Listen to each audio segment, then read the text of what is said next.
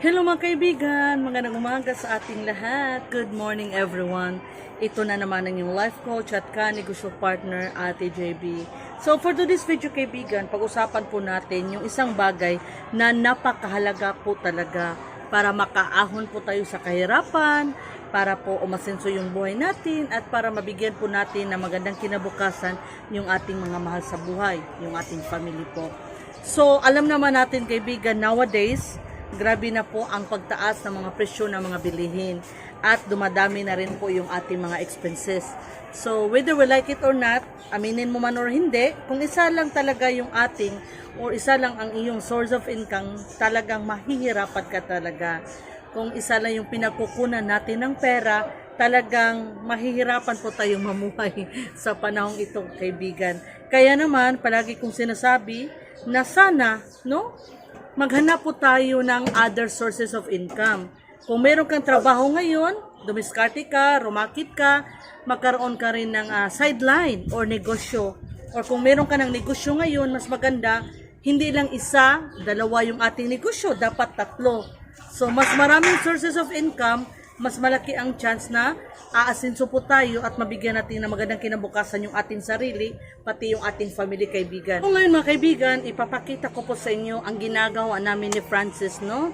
Na kahit pa yung aming negosyo, no? Aming tindahan, yung aming sari-sari store business ay nakatayo na po ng 23 years, well established na po ito, thank you so much God, ay hindi pa rin po kami tumitigil para magkaroon ng other sources of income. Ayan, so sinipagan pa po namin, no? Ayan, dumiskarte po talaga kami ni Francis.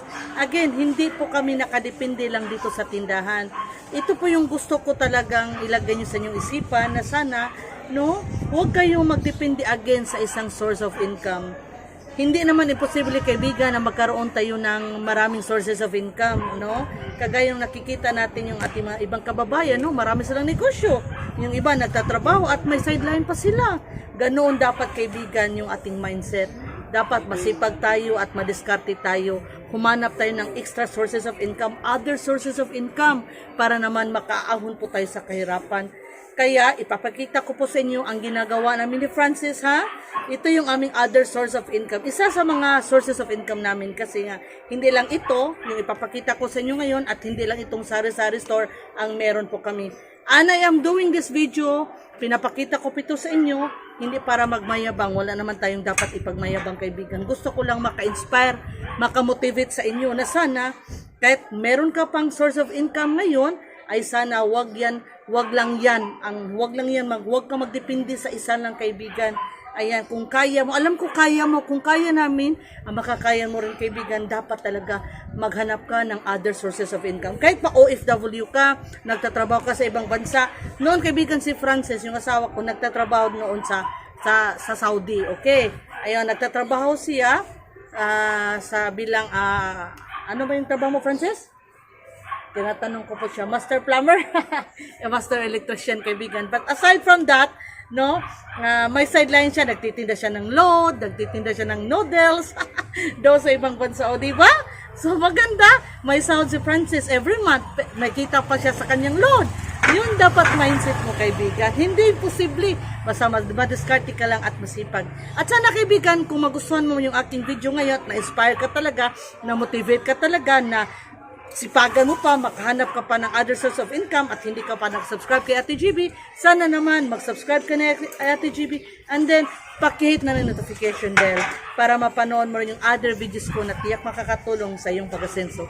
And sana, kaibigan, pakishare na rin, no, para mas marami pa tayong matulungan. And please, kaibigan, please don't skip the ads po. Malaking tulong po ito sa amin ng aking family.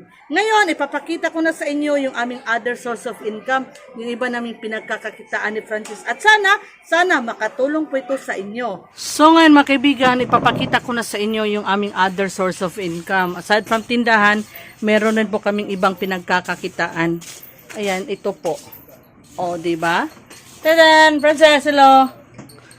Wala mo di kayo sulog sa nina, Frances! Bawal! Nibang ring din, no? So, ito po, pangalawang beses na this week. Meron pong nagpa-repair sa kanya, washing machine with dryer. At na-repair na po. Ayan. So, papakita ko sa inyo mamaya. Ayan, so ngayon, iba na naman ito. Ayan, so ito, dryer lang po ha. Wala itong, hindi ito yung washing machine spinner. Dryer po ito. Ang sakit nito, sabi ni Dr. Francis, ang sabi ko yung motor. Yung motor niya po, talagang sira na. Hindi na lang ni-rewind ni Francis kasi maliit yung mga wires. Nag-order na lang po siya, no?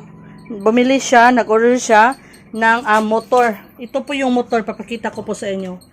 Yun yung motor, 400 mahigit, 441 po. 441 pesos kasi may shipping fee kasi sa online. Shopee po niya in-order yan. Ito po yung nasirang motor na pinalitan ni Francis. Ayan. So, this is our... Maghay ka muna, Francis B. Balagwa kay sa Nina. Oy! Kasi sabi niya, nahiya na siya kaibigan. Mainit kasi, may ceiling fan sa taas. Close mo na yung aming internet cafe. Yung aming Pesonet cafe kasi wala pong signal. Shout out kay Globe. Oy, Globe, sana naman 2 or 3 days na kaming walang internet, walang signal si Globe. Sana ma-repair na. Ayan mga kaibigan, tapos na pong ma-repair ni Dr. Francis ang dryer. I-check natin kung gumagana ba. Tingnan. Siyempre, pag open yan, off na yan. Diba? Ganyan talaga yung dryer pag open, off. Pero tingnan nyo naman, no? Umiikot. Okay, close natin agad again. Tingnan nyo, no? Ayan, umiikot po yan. Ibig sabihin, repair na. Hello, Dr. Francis. Magkano to? 250. Francis? 250 ang labor niya po, pero meron kasing pesa or bumili pa siya ng part, kaya more or less 700. Tingnan nyo, no? Ayan, so sa kapitbahay namin na nagpa-repair, kunin nyo na po ito. Yung inyong dryer na anong brand ito? Mikata. Galing pala itong Japan, no? Ayan, so kaibigan. So kaibigan, ngayon na-repair na. Ipapakita ko rin sa inyo yung isa na na-repair ni Dr. Francis the other day. Yan mga kaibigan, busy si Dr. Francis, no? Nanasay nagpaayo na to. This time, ang dryer aning washing machine. Fuji Denso washing machine. So, something is wrong with the dryer. Naunsa ganin ako eh? Dr. Francis? Unsa may ayun na operahan na dili. Iya panggita lang mga kaibigan, no? Shout out tayo sa atong kaliwat, no? Igagaw, ayan, sa atong silingan, sa si Anali. So, salamat sa pag-trust. So, mga higala, kung namo ipayo dira, washing machine, electric fan, ipadala na sa Joke Store, Joke France, ha? Ayan. Sige, ato taon niya, maayo ba ni Dr. Francis? Kaibigan, so ito na yung nirepair, no? Kahapon ni Dr. Francis, yung dryer. Okay na po ito, na-testing na ni Ate GB. Ang switch po ay sira. So, pinalitan na yan, bago na yan. And yan, ready to deliver ba? Or ready to be taken by the owner? Ayan, no? So, ready na po. Ayos na po ang dryer na ito. Again, sa gusto magpa-repair ng washing machine, refrigerator, or electric fan, or any electrical motors, just message our Facebook. Okay, thank you so much, God. So, blessings.